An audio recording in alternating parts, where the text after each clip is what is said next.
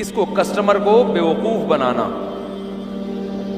تو کسٹمر کو یا انسانوں کو کسی بھی طرح سے بیوقوف بنایا جائے گا, ان کو نقصان پہنچایا جائے گا, یہ چیز اللہ کے غضب کو دعوت دیتی ہے. بہت غصہ آتا ہے اللہ کو کہ تمہارے ساتھ کوئی اگر ایسا کرے تو تمہیں غصہ آئے گا کہ نہیں آئے گا. اور ایک تو جرم اوپر سے اس کو کمال سمجھتے ہیں, یعنی چوری اور اوپر سے سینہ زوری. تو بہت ہے, آپ بعض علاقوں میں جائیں وہاں کے تو مشہور ہیں ٹھگ,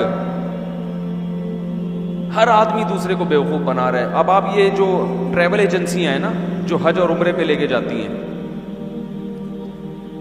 زیادہ تر کی بات کر رہا ہوں, آپ کو یہاں سرخاب کے پر دکھائیں گے, یہ ملے گا, یہ ملے گا, یہ ملے گا. آپ نے پیسے جمع کرائے, جب آپ وہاں گئے آپ کو وہ سہولتیں نہیں مل رہی, آپ لڑتے ہیں, تو آپ کو کیا کہتے ہیں کہ حاجی کے لیے اور عمرہ کرنے والے کے لیے غصہ حرام ہے. فلا رفث ولا فسوق ولا جدال فی الحج, حج عمرے میں غصہ نہیں ہے. یہ جہنم میں انشاءاللہ الٹے لٹکے ہوئے ہوں گے. اللہ کی رحمت سے پوری امید ہے کہ تم ان لوگوں کے ساتھ زیادتی کر رہے ہو جن کو حج عمرے پہ لے کے جا رہے ہو, اور تمہیں بھی تو اللہ نے کہا ہے کہ معاملات میں 2 نمبری مت کرو. اور یاد رکھو کبھی اگر فری میں عمرہ کا کوئی پیکج آئے نا تو اللہ کا واسطہ کبھی نہ کرنا. قرآن دازی میں نام آ جاتا ہے نا فری میں, کبھی وہ فری نہیں ہوتا. یہاں بھی حرام خور جھوٹ بولتے ہیں. میرا نام آ چکا ہے ایک دفعہ فری میں, تو ٹھیک ٹھاک میرا خرچہ ہو گیا تھا, ٹھیک ٹھاک. نچوڑتے ہی رہتے ہیں, اتنے پیسے رہ گئے, اتنے پیسے. بھائی فری کس بات کا ہے؟ اصل میں وہ تو بس یہ چیز فری تھی. تو کمبختوں پہلے بتاتے نا یہ چیز فری تھی, اس پہ فری کا لیبل کیوں لگایا آپ نے؟ یہ سب حرام خوریاں ہیں. کسی کا مال اس کی مکمل طیب خاطر کے بغیر آپ کے لیے لینا جائز, بولو بھائی, نہیں ہے. کلیئر بات کیوں نہیں کرتے بھائی؟ بھائی فری کا عمرہ ہے لیکن اتنا خرچہ ہوگا, صرف یہ چیز فری ہے, پہلے بتا دو. یہ بھی گھٹیا طریقہ ہے. 499.99 روپے کی ہے یہ چیز, لکھا ہوتا ہے نا جگہ جگہ. یہ پنکھا 4,999 اشاریہ کے بعد 99 چھوٹا سا ڈالا ہوا ہوگا, کیونکہ 5,000 کا لفظ ایک دم انسان کو کیا لگتا ہے؟ بڑا لگتا ہے نا, تو کہتے ہیں 5,000 سے کم. یہ نفسیات ہے نا. یہ سب گھٹیا طریقے ہیں پیسے کمانے کے. بھائی 4,999.99 کا کیا تک بنتا ہے؟ 5,000 لکھ دو سیدھا سیدھا. یہ سب کیا طریقے ہیں لوگوں کو دکان کی طرف گھسیٹنے کے؟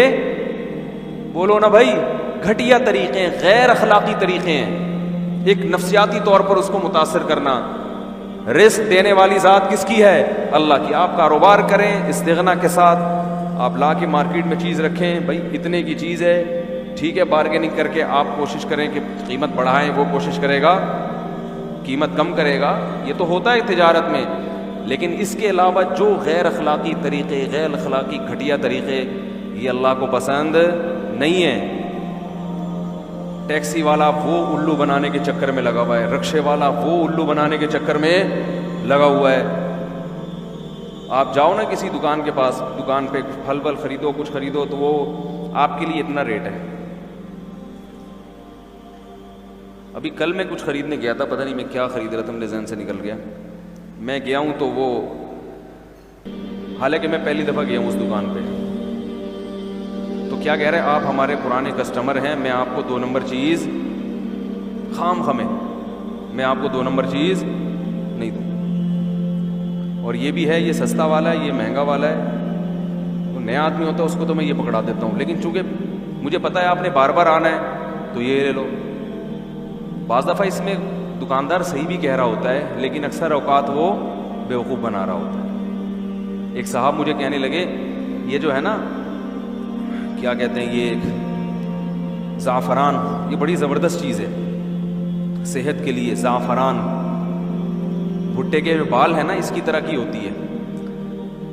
ایک صاحب کہنے لگے مارکیٹ میں گیا, 2 نمبر زعفران مہنگی دے رہا تھا اور 1 نمبر سستی, تاکہ کسٹمر 2 نمبر زیادہ خریدے. اس کو پتا ہوتا ہے کہ اس کسٹمر کو کیسے الو بنایا جائے گا, اس گاہک کو کیسے الو. اس کو بتایا کہ یہ بھی ہے, یہ بھی ہے.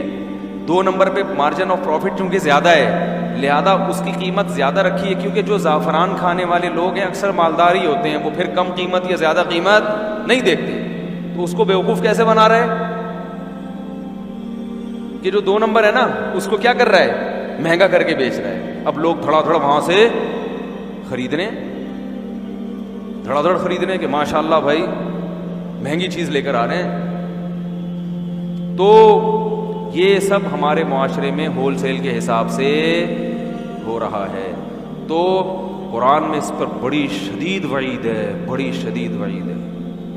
وَيْلٌ لِّلْمُطَفِّفِينَ الَّذِينَ إِذَا اكْتَالُوا عَلَى النَّاسِ يَسْتَوْفُونَ وَإِذَا كَالُوهُمْ أَو وَّزَنُوهُمْ يُخْسِرُونَ أَلَا يَظُنُّ أُولَٰئِكَ أَنَّهُم مَّبْعُوثُونَ۔ فرمائے یہ لوگ جو تجارت میں، خرید و فروخت میں لوگوں کے ساتھ دھوکہ کرتے ہیں، ان کو علم نہیں ہے کہ ایک دن قیامت کا آنے والا ہے جس دن ان سب نے اللہ کے سامنے کھڑے ہو کر حساب دینا ہے۔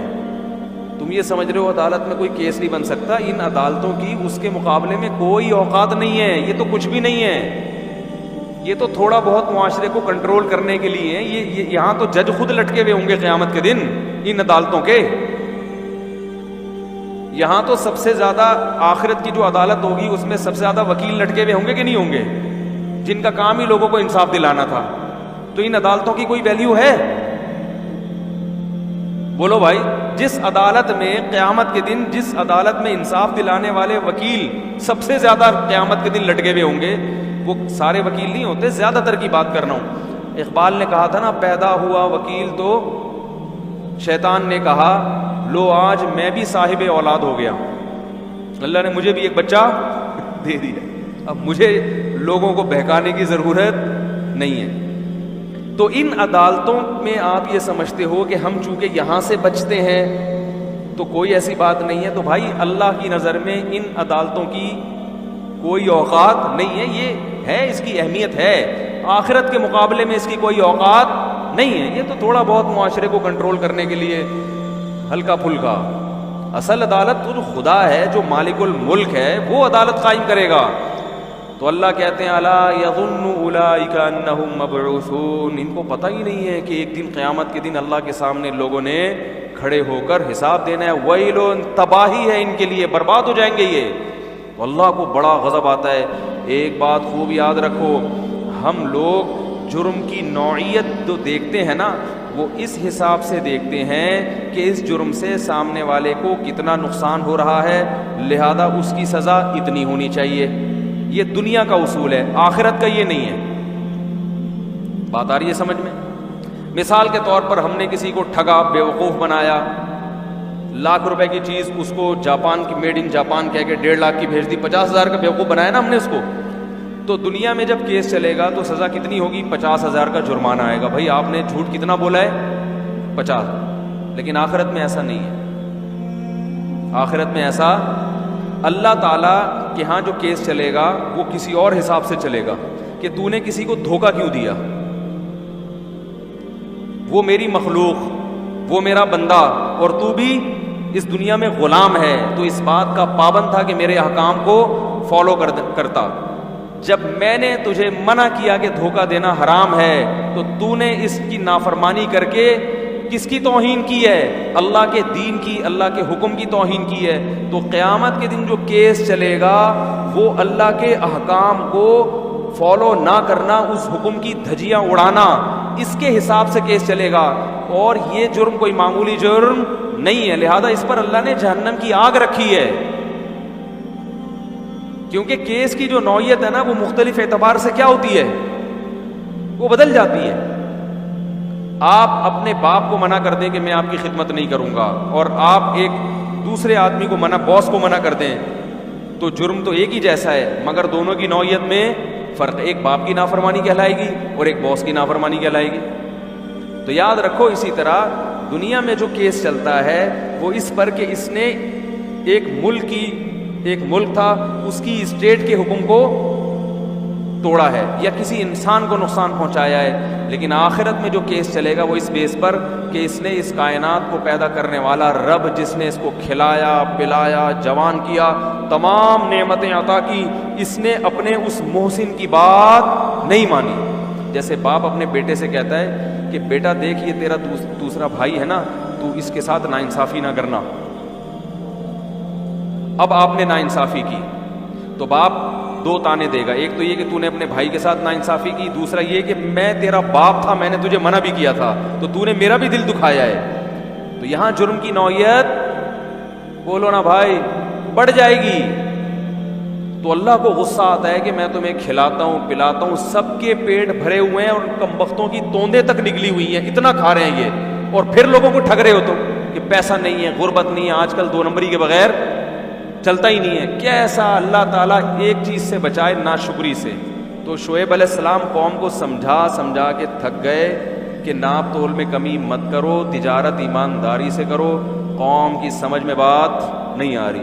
تو ہم ذرا مکالمہ پڑھتے ہیں کیا شعیب علیہ السلام نے کہا، قوم نے جواب میں کیا کہا۔ اللہ کو کیسا وہ منظر اچھا لگا شعیب علیہ السلام کا، ہزاروں سال پہلے کے واقعات اللہ ہمیں جو کتاب دے رہے ہیں نا اس میں ہمیں سنا رہے ہیں، حالانکہ قصہ پرانا ہو گیا۔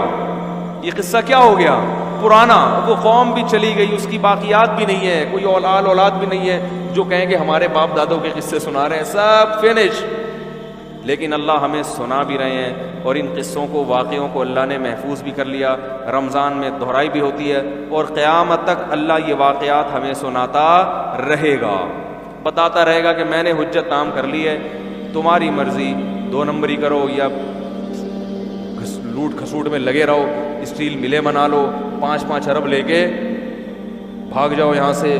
خون، آج کوئی بتا رہا تھا ماشاءاللہ ایک سیاسی جماعت کے بارے میں کہ زکوٰۃ کی جو رقمیں کٹتی ہیں نا بینکوں سے، کروڑوں روپے ماشاءاللہ طبیعت کے ساتھ وہ ہمارے سیاستدان الحمدللہ کھاتے ہیں۔ تو یاد رکھو ان سیاستدانوں پہ افسوس نہ کیا کرو کہ یار 1 کروڑ روپے زکوٰۃ کے کھا گئے، افسوس نہیں کیا کرو، بلکہ ترس کھایا کرو۔ کیا کھایا کرو؟ ترس، کہ دنیا کے چند ٹکے کھانے کے بعد کر کیا رہے ہیں، اپنی آخرت کو۔ ہمارے پیج ایمان و یقین کو لائک کریں اور ویڈیو کو زیادہ سے زیادہ شیئر کریں۔ جزاک اللہ۔